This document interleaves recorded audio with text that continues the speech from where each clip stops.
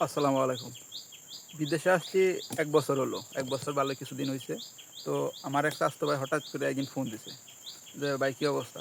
যে, "আলহামদুলিল্লাহ ভালোই, চলতেছে ভালোই।" তো "কাজ কাম কিরম?" "কাজ কাম তো আলহামদুলিল্লাহ। পাম বাগানে আইছি আলহামদুলিল্লাহ ভালোই কাজ চলতেছে।"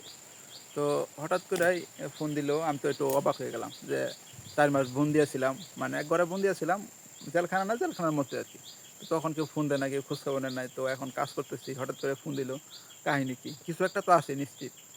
হয়তো কোনো দরকার পড়ছে ফোন দিছে। ফোন দেওয়ার পরে জিগায় যে, "ভাই তুমি বলে ৳১,২০,০০০ পাঠাইছো বাড়িতে?" তখন আমি তো একটু ভ্যাবাচ্যাকা খাই গেলাম। যে ১,২০,০০০ পরে মনে পড়ছে যে ওই আমার সাথে যারা কাজ করে তাদের কাছ থেকে কিছু টাকা ধার নিয়া আমি ১ মাসে ৳১,০০,০০০ পাঠাইছি দেশে। এখন ৳১,০০,০০০ পাঠানোর পর ওই খবর ওই শুনছে। কারণ ওই শোনার পরে আমারে ফোন দিছে যে, "তুমি আসলে কি ৳১,২০,০০০ পাঠাইছো?" যে পাঠাইছি। পাঠানোর পর ওই যে আমার কাছে কথাটা হলো, ওই আমার কাছে হলো না যে আমি কয় মাসের বেতন বা কয়জনের কাছ থেকে নিয়া বা কয় মাস পরে পাঠাইলাম টেহা। ওই আমার কাছে ওইটা শোনে নাই। ওইটা শোনার পরে কাইটা দিছি। কাইটা দেওয়ার পর ১৫ দিন পরে শুনি স্বাস্থ্য ফ্লাইট। তো ভালো কথা ফ্লাইট, হয়তোবা ইউরোপ যাবো।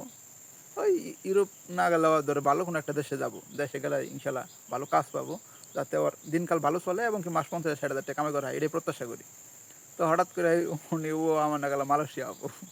তো ও আমার কাছে ফোন-টোন দেয় নাই। আরে আমি কইতে পারতাম। খবর পাইতাম যে তুই যখন মালয়েশিয়া যাবি সাপ্লাই তো কইয়া হারান যায় না। আর মালয়েশিয়ার বেশিরভাগ মানুষই সাপ্লাই করতেছে। তাহলে বেশিরভাগ একটু চিড়া, মুড়ি, তারপরে খেজুর, খেজুর, শুকনা খাবার, তারপরে চিনি হাবি-জাবি সবকিছু নিয়ে আসিস। আর আসার সময় কিছু টাকা ভাঙ্গায় নিয়ে আসিস বেশি করে। যদিও আমার মতো তোর ৩ মাস ৪ মাস থাকা লাগে, তাহলে তুই অনায়াসে ৩-৪ মাস থাকতে পারবি। পরে সহজেই কাম পাবি। ইনশাআল্লাহ আশা করি কাম পাবি আমার নাগালে। এটুকু আরকি আমি কইতে পারতাম। তো ও আমার কাছে না জিজ্ঞাসা করে মালয়েশিয়া আইছে। আহার পরে ফোন দিছে হঠাৎ। ফোন দেওয়ার পরে কয়, "কি খবর?" তা আমি আলহামদুলিল্লাহ খবর ভালোই। কাজ-কাম করতাছি, বেতন-এদি ভালোই পাই। টুকটাক চলে আরকি। তখন ও আইছে, ওরও কাম-কাজ নাই। তো তুই যে আইলি, তুই কি এটা খেয়াল করে দেখলি না? যে আমি যে আইছি এতদিন ধইরা, আমি যে আরেকজনের কাছ থেকে ৳২,০০০, আরেকজনের কাছ থেকে ৳৫০০ কর্জা করে নিয়া পরে ৳১,০০,০০০ পাঠাইছি। তুই যে খালি দেখলি যে আমি ৳১,০০,০০০ পাঠাইছি, ৳১,০০,০০০ কয় হাজার রিঙ্গিত লাগলো এটাও খোঁজ নিলি না? আর কত টাকা পাঠাইছি কয় মাস পরে তাও জানলি না?